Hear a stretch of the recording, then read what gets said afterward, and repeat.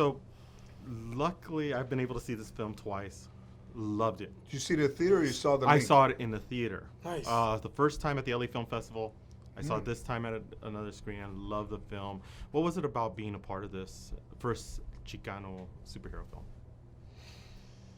You want me to take it? You want to take it? Go for it. I mean, I think it was an incredible opportunity, to say the least. I think that, I just keep going back to Ben, our director. I mean, I think he's the real visionary behind this film, and there's a way that everyone kind of came to work on this project that was really exciting. And I sort of, because of the way that my role sits in the film, I got to kind of come into contact with everyone all across the board, and I got to see what an incredible team they put together in this cast. And you so rarely get that in any cast. Not to mention that it's all Latino. I just thought what an incredible opportunity. I feel like it set the bar pretty high for me, and I want every experience to be like this from now on, you know? Yeah, I think it's a real all-star team that just happens to be Latino. Everyone has their different journey, from Kate del Castillo to George Lopez to Raul. And I think that the talent is really high caliber. The action is really high caliber. Ben has done stunts for Oscar-nominated and Oscar-winning films. Joe has had some of the highest-grossing movies that are just like gritty and commercially viable.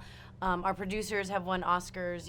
It's just one of those things that has never happened before. It's been 21 years since the last all-Latino cinematic story in Selena, and then before that, Stand and Deliver and La Bamba. So I think to have our own, like you were saying, Punisher, Logan, gritty superhero that's really grounded in story, as opposed to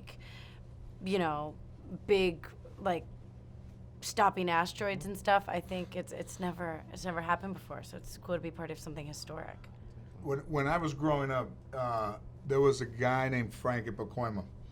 And Frank was a guy that was always around, raspy kind of voice. Wasn't physically overpowering looking. He looked strong.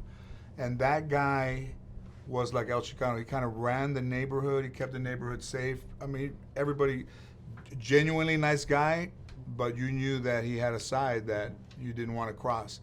And it got to the point where the police would go to his house and ask him if he knew anything about certain things that they couldn't track down.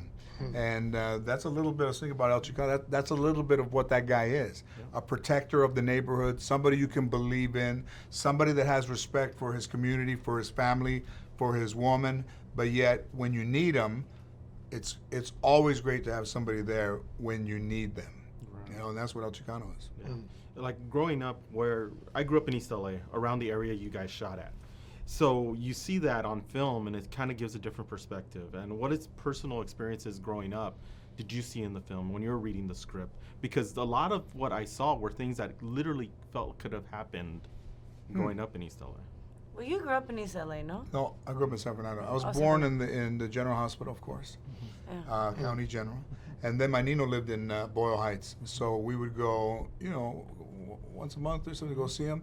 And I got to see that, which was very, very Latino, even at that time. And where I lived was not.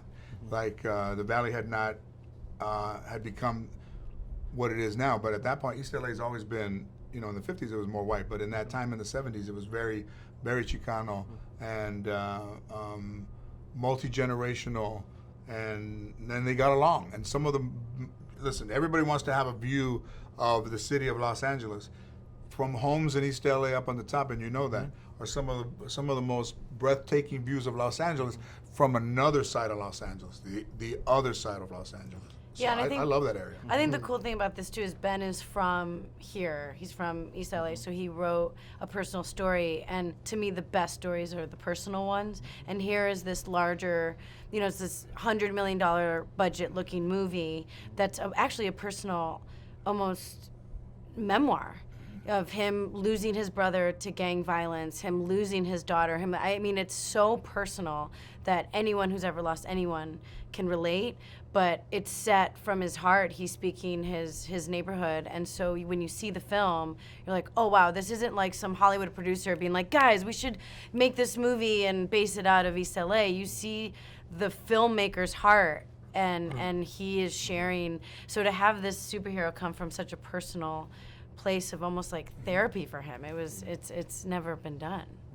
It's been done in New York. You know, there's been movies where there's guys in New York that you know are vigilantes, or vigilante is a hard word. Guys are looking for justice, looking for to even the score, and it's good to have one in L.A. Everybody knows L.A. for everything but like this type of movie. So it's good to see a movie like based in this in the superhero genre, but about people that look like L.A. Great. And go see superhero movies. Yeah, exactly. Well, thank you very much. It's our time. And but, buy look superhero forward to it. calzones tocagados from the back. Sneak that one in. You can't be a superhero calzones tocagados. Thank you for watching Muse. If you like what you saw, make sure to subscribe to our channel and click on all the other videos you see to watch more of our content.